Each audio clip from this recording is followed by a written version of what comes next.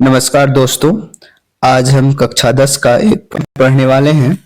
वह पोएम जो है रसखान द्वारा रचित है, जो है प्रेम अनई श्री राधिका।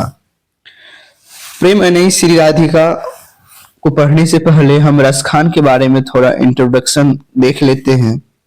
देखिए, रसखान जो है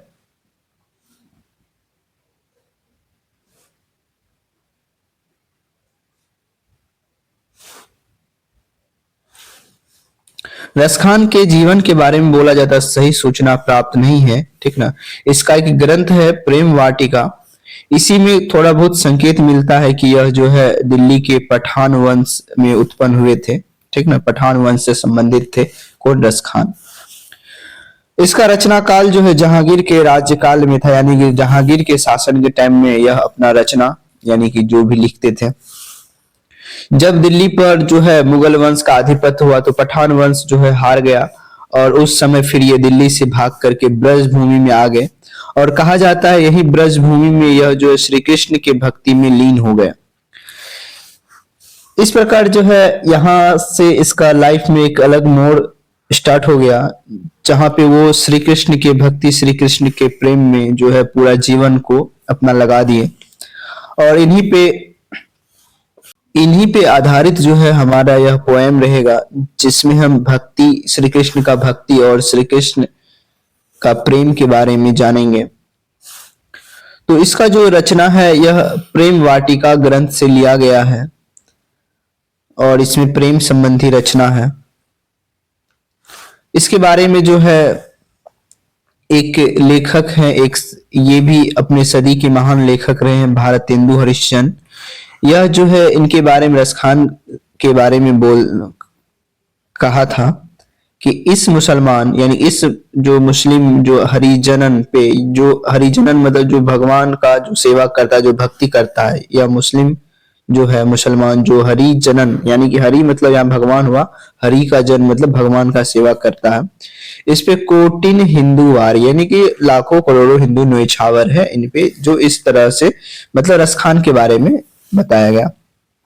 चलिए हम इस रसखान के का जो मेन चैप्टर है उस पे हम आते हैं, और उसको लाइन बाय लाइन इसका अर्थ समझने का कोशिश करते हैं। ये हमारे पास है प्रेम अनई श्री राधिका।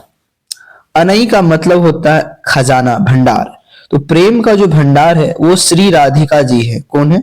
जो कृष्ण जी, कृष्ण और जो राधा है, ठीक ना, उसमें जो राधा को प्रेम का भंडार कहा गया है। प्रेम अनई श्री राधिका, प्रेम बरन नंद नंद। नंद नंद का मतलब नंद जी का जो बालक है, जो संतान है, उसको नंद नंद कहा गया, यानी श्री कृष्ण को कहा गया। देखिए, श्री कृष्ण का जन्म जो है वो एक जेल के अंदर हुआ था, उसकी माँ देवकी थी, ठीक ना। उसको फिर जो है दूसरे के यहाँ, यशोदा के यहाँ उसको पाला पोसा गया, और उसका नाम जो है नंदलाल यानी कि नंद के लाल के रूप से जाना जाता था। तो हम इस चैप्टर में आगे बढ़ते हैं। तो प्रेम अनई श्री राधिका यानी कि प्रेम का जो खजाना है वो राधिका जी हैं, और प्रेम बरन नंद नंद यानी प्रेम के रंग में, यानी उस प्रेम के रंग में कौन रंगे हुए हैं, वो श्री कृष्ण के बारे में कहा जाता है।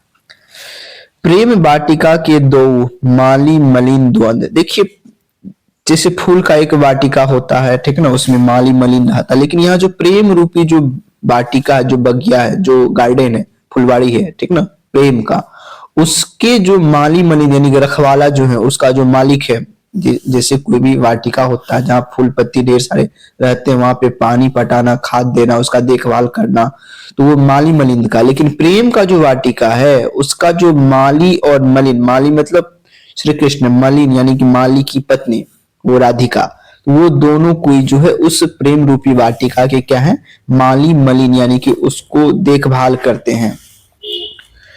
आगे है कि मोहन छवि रसखान लखी अब दृग अपने नाही। यानी कि रसखान जी जब से मोहन यानी श्री कृष्ण का जो छवि देख लिए हैं, छवि जब से रसखान जी मोहन का देख लिए हैं, अब दृग अपने नाही, अब जो है देखने के साथ ही अब उसका दृग यानी जो दृश्य है, जो आंख है, वो अब अपने पास नहीं, वो उसी पे हमेशा टिका रहता है, उसके छवि पे, उसके सुंदरता पे, श्री कृष्ण के सुंदरता पे। अचे आवत धनुष से छूटे सर से जहीं, यानी कि जिस प्रकार जो है एक बार धनुष से बांध छूट जाने पे, धनुष से जैसे तीर नहीं छूट जाता वापस नहीं आता है, उसी प्रकार उसका जो दृश्य है, एक बार जो मोहन यानी श्री कृष्ण का जो छवि देख लिया है, अब जो है उसका नयन जो मन है, जो मस्तिष्क से जो नयन है वो उसके पास में उसी छवि पे अभी भी क्या है, आकर्षित है। जी हाँ, ये सच मायने में ऐसा लगता है कि वो श्री कृष्ण की भक्ति में जो है पूर्ण रूप से लीन है। कौन? रसखान। और यहाँ भी घाट के बगल में, गंगा घाट के बगल में श्री राधा गोपाल मंदिर है, वहां भी अक्सर बहुत सारे लोग जाते हैं, अच्छा लगता है। हम भी कभी कभी जब भी उधर से गुजरते हैं तो थोड़ा रुक करके दर्शन कर लेते हैं, या नहीं तो जब ज्यादा मन नहीं लग रहा है तो कभी कभी हम जा करके उस मंदिर में घंटों 2 घंटों तक, 2 घंटे नहीं मतलब घंटों घंटों तक हम बैठा करते हैं, अच्छा लगता है। तो इस प्रकार एक मंदिर है जहां आगे से गंगा नदी बह रही है, गंगा घाट के किनारे है, और यह मंदिर का नाम है राधा गोपाल मंदिर। अब आगे देखते हैं। मो मन मानिक ले गयो, जो मन रूपी जो रत्न है, ठीक है ना, मानिक मतलब रत्न, महंगा चीज, जो मन है, ठीक है ना, जो जो इंसान का जो आत्मा है, मन है, वो ले गयो। कौन? कौन ले गया? चित्त चोर नंदनन, यानी कि मन को चुराने वाले, चित्त को चुराने वाले। कौन? नंद नंद, यानी कि श्री कृष्ण के बारे में कहते हैं कि जब से रसखान उसको देखा है, अब जो है उसका जो दृश्य, अब दृग जो नेत्र है उसके पास नहीं, उसी छवि पे अभी भी अटका हुआ है। जिस प्रकार जो है धनुष से बाण छूट जाने पे वापस नहीं आता, उसी प्रकार दृश्य उसका जो है हमेशा वहीं पे लगा हुआ है। यानी श्री कृष्ण के राह में, मतलब भक्ति में वो हमेशा जो है इस प्रकार तल्लीन है कि मानिए कि अब जो है उस चीज से इसको मुक्ति नहीं मिल सकता। हाँ, अगर सही मायने में अगर श्री कृष्ण या किसी से भी अगर प्रेम हो जाए तो उस इंसान को मुक्ति कभी नहीं मिलेगा जब तक स्वयं उसका मुक्ति नहीं हो जाता। यानी कि जब तक जिंदगी रहता है तब तक जो है कहीं ना कहीं दृश्य जो है या मन जो है वहां पे लगा रहता है। अब बेमन मैं का करूं, फरी परी फेर के फन। अब बिना मन का, ठीक है, मन तो ही लगा, बेमन, अब बिना मन का वो क्या करेगा? वो बोल रहे रसखान, बेमन अब मैं का करूं, परी फेर के फन। अब तो लेनी का देनी पड़ गया, यानी श्री कृष्ण का भक्ति में इस प्रकार वो लीन हो गया कि अब वहां के अलावा मन कहीं और लगता ही नहीं है। और बेमन, अब वो क्या कोई चीज करेगा, बस वही भक्ति ही करेगा। तो परी फेर के फन, अब तो वो भक्ति रूपी फंदा में फंस गया है, ठीक है ना। तो अच्छी बात है।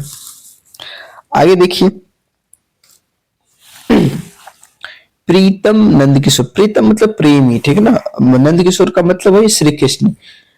जा दिन ते नैनीन लाग्यो, जब से उस श्री कृष्ण से नैन लाग्यो मतलब उसको देखा, उसकी छवि को जब देखा है, उसकी सुंदरता को या उसकी अच्छाइयों को जब देखा है, तब से जो है अब उसका मन अपने पास है ही नहीं, अब वो फेर के फंद में फंस गया है, ठीक ना।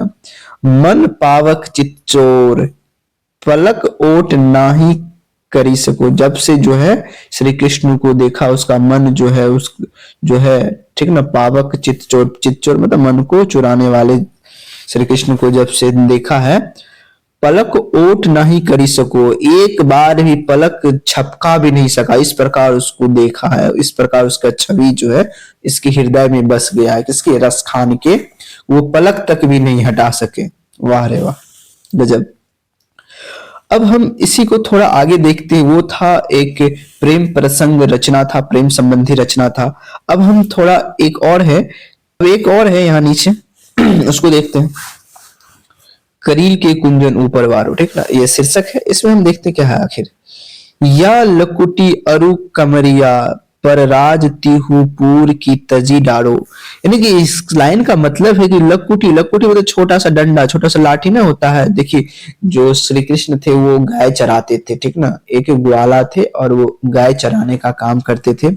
वो एक छोटा सा लाठी, ठीक ना, अरु कमरिया मतलब एक कम्बल, ठीक ना, कम्बल उम्बल, कमरिया का मतलब कम्बल, या कह सकते हैं कि या कमर भी हो सकता है।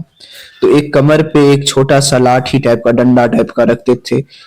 पर राज तिहु पूर की तजी डारो, देखिए वो कितना सिंपल वेशभूषा में रहते थे। एक कमर पे एक छोटा सा डंडा लेकर के। पर देखिए वो राज जो है, तीनों लोकों के वो स्वामी थे, तीनों लोकों पे वो राज करने वाले थे। कौन? श्री कृष्ण, जो हमारे भगवान हैं। आठों सिद्धि नौ निधि को सुख, नंद की गाय चराई बिसारो। देखिए उसका जो वैभव था, सुख था, समृद्धि था, वो आठों सिद्धि नवनिधि के जैसा सुख था। बहुत ही भाग्यशाली स्वर्ग में रहते थे वो, लेकिन वो सुख को बिसर गया। बिसारो कैसे बिसर गया? वो नंद महाराज का जो गाय जो है, गाय चराने वो सारा सुख को छोड़ दिया, मतलब उसी में उसका जो मन लगता है। ठीक ना। श्री कृष्ण के बारे में कहा जाता है कि जो तीनों लोक पे राज करने वाला, तीनों लोक का जो स्वामी है, वो एक कम छोटा सा डंडा लेकर के कमर पे वो गाय चराते चराते बिसर जाते हैं, मतलब वो मतलब खो गए, उसमें मग्न हो गए इस प्रकार कि आठों सिद्धि नवनिधि का जो सुख है वो उसके सामने कुछ भी नहीं है, गाय जो गौ माता को का सेवा करने के आगे। इसीलिए आप लोग को भी जब मौका मिले तो गाय माता का सेवा कीजिए। हाँ, इस मंदिर में मैं जब भी जाता हूँ तो देखता हूँ ढेर सारा गाय जो है, गौ माता जो है, लगभग सैकड़ों की संख्या में होगी, 50-60 से ऊपर होगी। वो सब यहाँ रहते हैं, खाते हैं, पीते हैं। बहुत सारे लोग आते हैं तो उसका सेवा भी करते हैं। मुझे अच्छा लगता है ये सब चीज देखने में। अब आगे देखते हैं। रसखान कबो इन आखिन सो, ब्रज के बन बाग तड़ाग निहारो। देखिए वन यानी कि जो उपवन है, जो जंगल है, जो उसका बगीचा है, तड़ाग मतलब तालाब है, उसको निहारता है। कौन? रसखान। क्यों? क्योंकि कबो इन आखिन सो ब्रज, यानी कभी भी इस आंख को उस चीज का दृश्य मिल जाए, जैसे श्री कृष्ण जो है गाय चराते थे, बंसी बजाते थे, ये सब चीज का दृश्य के लिए जो है वो हमेशा ताकते रहते, कभी श्री कृष्ण जो है हमें इस ब्रज की भूमि में दर्शन दे दे। कोटिक रो कल धोत के धाम, करील के कुंजन वारो। इसका मतलब है कि हजारों सैकड़ों जो है, लाखों कलधोत धाम, यानी कलधोत मतलब होगा जैसे देवताओं का राजा को कलधोत, इंद्र का धाम को कलधोत कर, इंद्र का धाम जैसे वैभवशाली धाम जो है ना, उस बाग पे, उस दृश्य पे, उस जो है बगीचा पे जहाँ पे कृष्ण दर्शन देंगे, उस पे न्योछावर है। ऐसे ऐसे करोड़ों कृष्ण के जो है, जो कृष्ण ये सॉरी इंद्र का जो जो राज है, जो संपत्ति है, जो वैभव है, इंद्र का जो साम्राज्य, वैसे वैसे करोड़ों इंद्र का साम्राज्य जो है न्योछावर कर देंगे जिस बगिया में जहाँ पे जो है वो कृष्ण का दर्शन हो जाए। रसखान इस प्रकार जो है श्री कृष्ण के भक्ति पूर्ण रूपेण जो है क्या थे, समर्पित थे। तो आप लोग को कैसा लगा यह पोएम पढ़ के जरूर कमेंट करके बताइएगा। हमें तो बहुत अच्छा लगा, ये चीज मैं फिर से पढ़ रहा हूँ तो मुझे तो बहुत अच्छा लगा, अच्छा लगता मुझे। तो थैंक यू।